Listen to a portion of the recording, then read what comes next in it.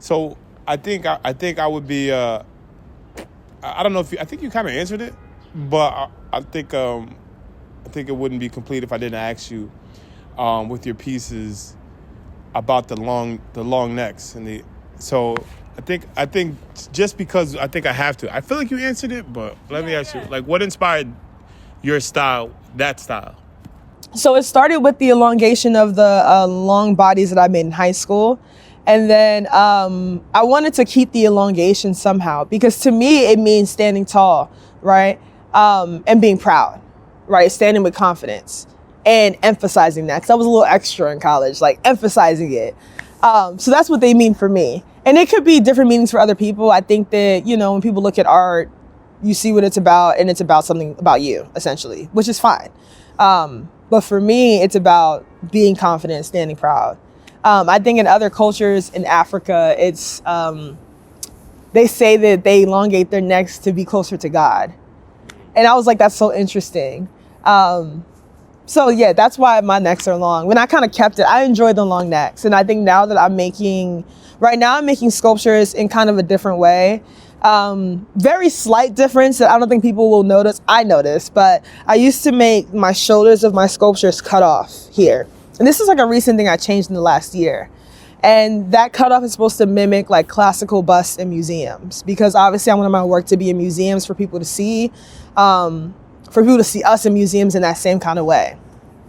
Recently, because I've been in my green thumb era, trying to turn my yellow thumb into a green thumb, I'm making my sculptures more like plants. We're constantly growing. We're constantly adapting to our environments, right? So my sculptures, instead of being like cut off here, they slant like this. So it looks like they're growing from any platform that they're on. That's more intentional for me, for where I am right now. So that plus the elongation of the neck is giving me plant. You know what I mean? So it's coming out like a tree, like the base being wider Yes. and then tapering in. Yes. Okay. Yes. So in the show at the Bishop Gallery, they have my older pieces, but they also have one piece that I made last year, a grills piece, and they showed it last year as well. That piece has, I'm calling them grow bases, my grow babies. One of those pieces have a grow base. The other ones do not because they're older pieces. But I'm making more grow base sculptures. That's beautiful. Thank you. You know something I noticed about your art? I noticed, and I don't know if this is on all of them, but the texture of the skin wasn't smooth. Is that, and I see the way you create the piece, so I'm like, this has to be intentional. Yeah. What was the intention behind that? So I actually love to keep my hand in my work because they're mine. Because they're mine. But I did it, to be honest, I made the choice because I did not like the super clean look, because everybody did it. Everybody does it. What's new? You know what I mean? So I'm like, I like the gestures in it. And I think it might also come from Alberto Giacometti, I'm not going to lie, because he has a lot of, you can see like the handprints in his work. And I love that. Like a human made this, a human touched this. It's like a sign that I'm still alive in a sense, if that makes sense. In my head, it makes sense. But I just enjoy the gesture. I think a lot of people are like, oh, it's like for what we've gone through and blah, blah, blah. And I get that. And once again, I think that when people look at art, they come up with their own definition. And I think that they should, because it needs to resonate with them in some way. It doesn't need to, but the work that they like should resonate with them in some way. So for you, if it is, reflecting on the struggles we've been through, that's also fine. I personally enjoy having my hand in my work. I don't think that things need to be clean in order for it to get attention. I did hear you say you feel like if you're not dirty, you're not working or something. You said that. Yes, I did. You did your research. Yeah, whenever I'm in the studio, whenever you're in Baltimore, please come by. My studio's a wreck. It's a wreck, but it's separate from my house finally, right?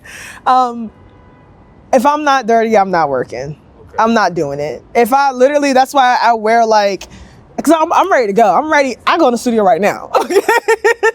I stay ready. Okay. But I'm also like, people are like, oh, like, sorry, I got dust on your, I'm like, I work in clay. if I'm not dirty, I don't feel like I accomplished much. That's my personal thing. Yeah. I don't need to be drenched in clay, but like, give me a little dust. Give me a little paint splat or something. I don't know. So I enjoy it, but I feel like I have such a connection to clay where I'm just like, be on me. Be with me.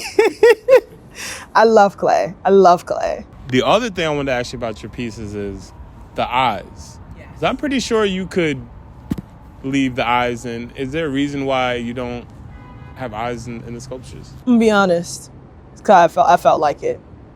I felt like it. I didn't enjoy making the eyes, and I saw everybody else doing it. I don't know what pushed me to do that still. I'm not really sure. I did it with See Me first.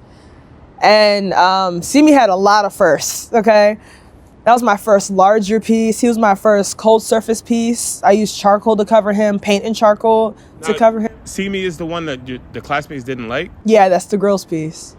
He was my first for a lot of things. That's so interesting that the one that inspired so much of what you do is the one that people like the least. People in school liked the school. least. In school specifically. In the class didn't like.